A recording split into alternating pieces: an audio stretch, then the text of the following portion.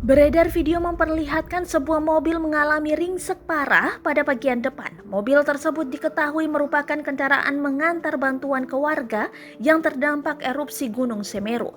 Akun Instagram @underly_48 turut mengunggah video tersebut Minggu 12 Desember 2021. Terlihat dalam video, mobil hitam ringsek dikerumuni sejumlah pria. Pada keterangan dituliskan mobil itu ditumpangi para relawan dari Kidang Bang, Wajak, Malang. Dijelaskan pula lokasi kecelakaan terjadi di wilayah Senduro, Lumajang. Untungnya, tak ada korban jiwa dalam peristiwa yang terjadi pada Jumat 11 Desember 2021 itu. Oh, kecelakaan remblong